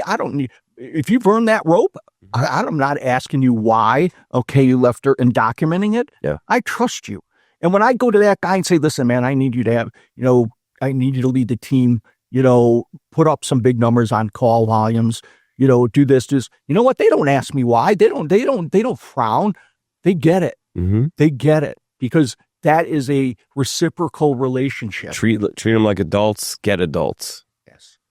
I love it. Okay, so SOAR. So yeah. Insurance does not pay for anything that is not a medical necessity, which is bare bones. You want a hand cycle that costs $5,000, $6,000, $7,000, $8,000, $10,000, that comes out of your own pocket. A lot of people with disabilities, the costs to survive with the disability is outrageous. You are kind of hamstrung because you're probably not working, which you should be working for a lot of people that aren't. But our government puts restrictions on that. You cannot earn a certain amount of money if you are disabled because you're maybe on, disability, maybe on Social Security, maybe on. So without being able to get outdoors and do the things you love, you're stuck. And I wanted to be that bridge for people. Isn't it, the government keeps you in the matrix, man? 100%. Like, you can't go make money. You can't go make money and work a certain amount of stuff if we're going to keep the insurance working for you and the disability working for you. So we're just going to keep you in this chair, in this box, until you just kind of wither away. Like, what in the freaking world are we doing? Want to hear how ridiculous the insurance system is? So I said, I don't know. That might have to be episode 2, but yeah, go ahead. It'll be truly 1 minute. It'll be 1 minute. Okay. And I'm going to look at you. So this is the way goofy insurance works. We all sit on cushions that help prevent us from getting a bed sore. Okay. You can only buy one or get one through your insurance, say once every 5 years. They're pretty durable if you don't abuse them. But sometimes you get one that breaks and you patch it with a tire kit. They would rather, if I know people that have gone months and months without the cushion because it cannot be fixed and because they only had it 3 years, and the cushion's like $500 to $700. So the insurance company will not get them one because it's not 5 years. So this person gets bed sores and pressure sores, and now they've got to spend hundreds of thousands of dollars paying for wound care and hyperbaric chamber stuff. One more ridiculous one. I had a wheelchair 20 years ago. Loved it. It was not a problem. The backrest was a problem. It started to break. I was duct tape in it. Called the insurance. It was a $400 back. I'd like a new back. well, did we purchase the chair for you? No, you didn't. Well, then we won't fix it because we didn't purchase it. But we will buy you a new one. So they were willing to spend, because it was a titanium chair, because I am out and pretty aggressive. It's not that I'm hopping curbs, but they would rather buy me a $9,000 to $11,000 wheelchair, which they did. I didn't want it. Instead of paying $400 for a new back. Crazy. So this is why insurance companies spend so much money on marketing and branding, because perception is reality. So if they can give you this perception that you're in, right, or whatever, like they can give you this perception that you're taken care of through their marketing and their branding, and it's brilliant. By the way, insurance companies, great marketing and branding. Congratulations. Be great if the product matched the message or the service. That's pretty crazy. And by the way, it's like, again, it's counterintuitive. And this is why we talked about it. This is why I said I don't like corporate. This is why I like small to mid-sized business, because small to mid-sized business leads with heart, relationships. It's harder to get an opportunity. They don't have endless amounts of cash to invest into marketing and branding and surveys and market research studies and SEO and all these things. So small to mid-sized businesses have to lead with heart, actually deliver value on a repeat basis, and lead with kindness and deliver, or they ain't going to have a business. And that's why they have this philosophy, whether you're an entrepreneur or small business, it's all about we, not me. Yeah. And if you don't have this we philosophy, eventually you will lose. So we help people get therapeutic trikes, hand cycles, wheelchair attachments to get off the beaten path.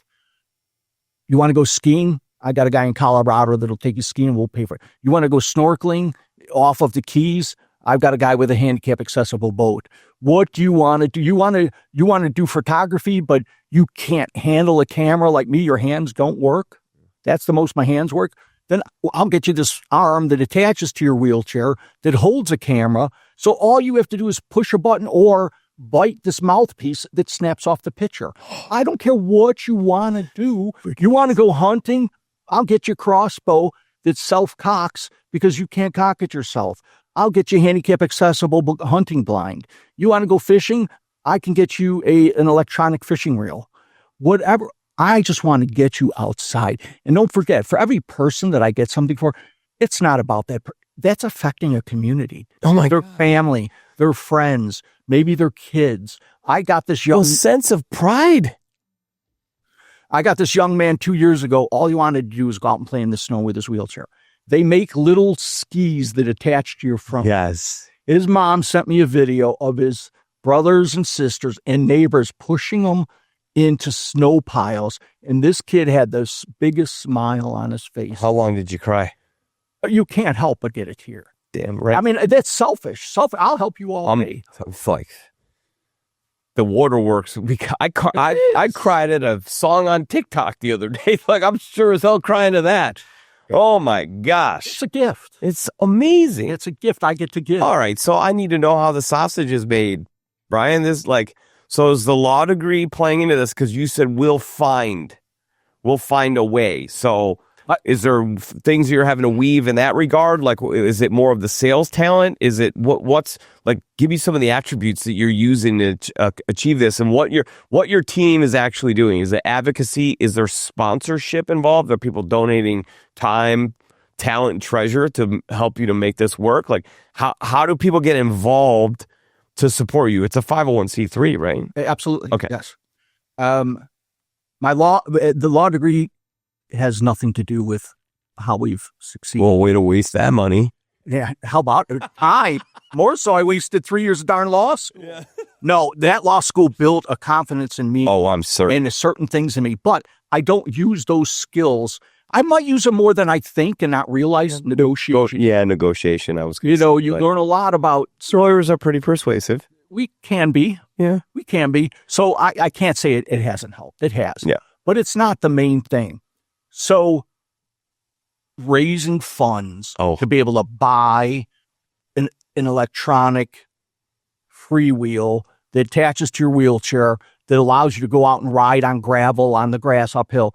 buying a hand cycle that, there's a lot of money to that. Now here's 10 years we've run 100% voluntary. Nobody has been paid from our organization, with the exception of, you've got to pay for your website. You've got to pay for, Sure. We send out, one of our biggest things is probably our, sending stuff out to people. If we don't get it delivered right to their house. When you say nobody's been paid, you're not talking about your employees. You're talking about like the things that you need to operate within the business. I'm talking about everybody who has contributed, has done it 100% voluntary. Freaking crazy. It's amazing. Because they understand the world is good. There are good people out there. And they may only donate 10 hours a week or a month. But those 10 hours when I need them, that's money. I need them. I need them to be there. And we've been blessed. We're at a point where we probably have to start to bring in people. And this year, like, we got our website redone. We rebranded. That costs some money. But we're at a point of busting with, our bandwidth is busting. Biggest thing, and at 90% falls on my shoulders, is the blood sport. And it is a blood sport of raising money. That is a blood sport. How do we do it? We do it a lot I do a lot of grants. I write grants. I research grants. We get some grant money from a lot of philanthropists, philanthropic organizations, foundations, other nonprofits. That's probably the biggest. We do some fundraisers. Right now, if you are a bourbon whiskey drinker, I partnered with a company that is veteran-owned, and all the money they raise goes towards the veterans. It's like special ops. I mean, they go to some of these military organizations you don't hear a lot, but they are veteran-owned. And so there is a little bit of a fundraiser, and it's got to be local, unfortunately, because I cannot ship alcohol through the mail. Yeah. So unfortunately, it's a local one, and I live in the south suburb of Mokina, but we're doing a fundraiser for them, and we partner with them. One, help them get the word out because they're doing a great service to us. They donated so many bottles, whatever that we auctioned them off for, the organization gets to keep that. So we do some fundraising like that, but it's about raising funds. And then we made the grant process very simple. It is a 3.5-page grant. We don't ask you for a retina scan, a blood test, your taxes for 10 years. We make it as simple as possible. But there is a process. And you want to hear sad. Nobody wants to hear something sad. But here's the thing. If I get a request and send out 10 grants this month, unfortunately, we will probably only get 4 of them back. People want things out there in life, but they're not willing to work for them. I'm sorry, I can only meet you as far as you're willing to come to me. If you have a family member that perhaps this would affect in a positive way, a neighbor, a friend, and you're not aware of it, and you'd like to play along, you can go to www.soarnonprofit.com. That's soarnonprofit.com. When you go to the homepage, you're going to see a little button on the top right that says Get Involved. And I would imagine that means that you could donate your time, talent, or treasure in helping out. But I would also say that if you have a loved one that could use some of the resources for this, you probably want to reach out to Brian as well. That would be a great idea. And you can find him on Facebook or Instagram or Twitter. And by the way, those handles are right next to the button that says Get Involved. And all you got to do is type in Brian P. Swift, JD, on LinkedIn or Facebook, and you'll find him. And he's very responsive, and we'll connect with you. So there's a lot of ways that you could be using this. I would imagine if you are a business owner and you have done amazing things in your life, and you've led people, and you've been a steward leader, and the universe has given back to you because of that, and you know somebody that is dealing with this, this would be a really good way to add it on to your purpose stack. You know, we talk about what's your tech stack. How about we add on to our purpose stack? That seems like a better stack. So if you want to add on to your purpose stack, you could find a way to get involved and help out Brian and his cause, this purpose he has to unlock the outdoors for individuals with disabilities. Like, that's just awesome in itself. I had a guest on, also the beautiful name of Brian. His name is Brian Floriani, and he is also the owner of a 501c3 called Bernie's Book Bank, where he's closing the literacy gap by getting donated new books that he's distributing to the underprivileged and economically challenged communities throughout the Chicagoland area. Now he's gone into Wisconsin. He's gone down to Florida and opened an office. And again, you close the literacy gap. You give children the ability to imagine. And imagination is a beautiful thing, but you also give them practicality. Imagination and practicality it creates our next leaders and innovators. It's the future of our society and our world. Brian talked about when he's raising funds that he's talking to successful people who don't need more success. They have millions of dollars. They've done brilliant things. But you know what they crave? Significance. Yes. And so if you are craving significance because you've already had success, and the success will continue because you created it, but you are craving significance, you want to be remembered for doing something that is beyond what you've done already. You want to be remembered. Nobody's going to say at your eulogy, oh my gosh, Jim Smith was so amazing because he sold so many copy machines, or he sold so much toilet paper. What they are going to say is how amazing you were in life because of how much you gave back, how many lives you touched, how you changed the world, how you were the master of your dominion, and you kept expanding that dominion. And that's exactly what you could do, whether it be this Brian or the other Brian or several of our other guests. But in this case, I would strongly advise you to take a look at the website. And I would also ask you to reach deep down into your heart and to reach out to Brian and play a part in this amazing journey that he's on to change the world for people that are in a similar situation to him, to have the great life that he's had. I've been blessed. I try to help people live a life of purpose and inspiration and thriving. And thriving is so important and can be done in so many ways. It doesn't take $1 million, but as you talk to, it does take purpose and significance to do that. And we help create that, because when I give somebody, we donate somebody a hand bike or a therapeutic trike or some piece of equipment, I'm not giving them equipment. I am giving them purpose. I'm giving them hope. I am giving them freedom to get out and do things. It's not about the chair. It's not about the bike. It's not about the crossbow. It is about providing them opportunity, purpose, hope. Those things are worth more money than anything. And when you provide them, you become significant. All right. So I'm inspired. And I know that you do inspirational conversations, so we're going to wrap this bad boy up, but there's a couple things I need to get out before we do this. Number one, there's a new book being written, so give us the elevator pitch on that. And then the second thing is, where can we come see you in person at a speaking engagement or running one of these things if somebody wanted to maybe have you come talk to their sales team or maybe their whole organization, or to do an SKO, or perhaps they just want to come to an event where you're the speaker. Sure. Give us the next couple coming up. So let's start with the book, name, elevator pitch, and then a couple of events, and then we will. Name of the book is Becoming Unparalyzed.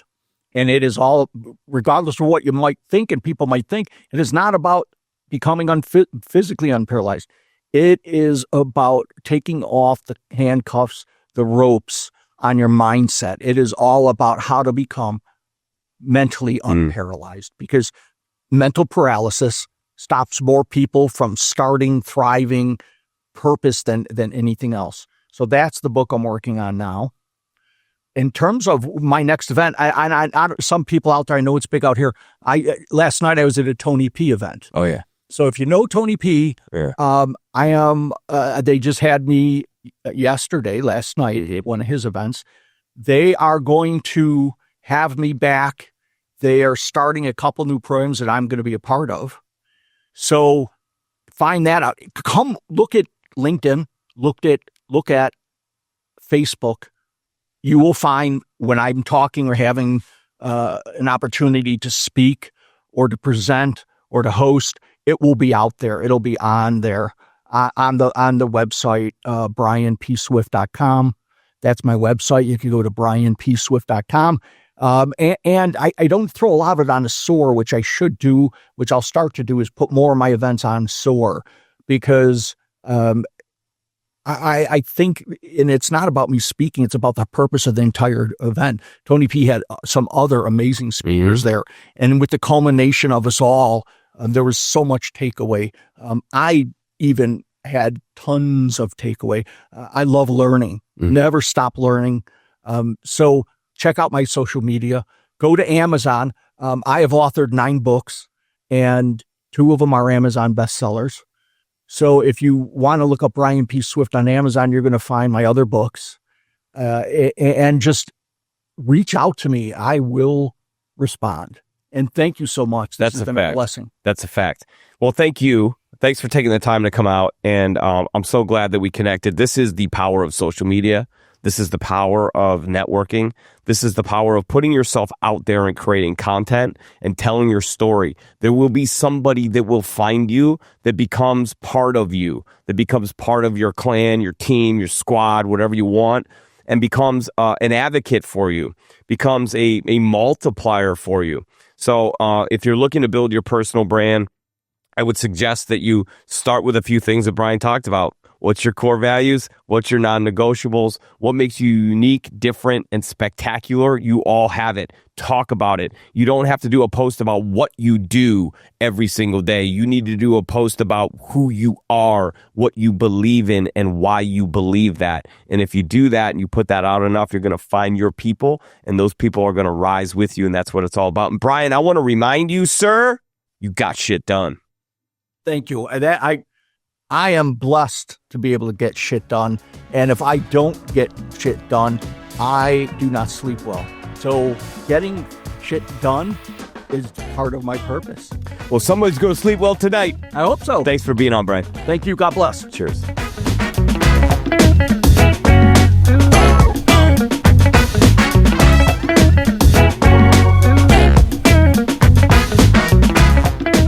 Can your business handle 15% growth? If yes, you have to engage with 2020 Design. They fuse data and creativity to stop the scroll, break through the noise, and grab the attention of your future customers. 2020 Design will create competitive, click-worthy campaigns, design and build custom websites, spark your social media presence, and structure email campaigns that get right to your audience, the decision maker. Let's boost attention and awareness, which allows you to convert more sales. Check them out at 2020design.com. That's the number 20, TWENTY design.com.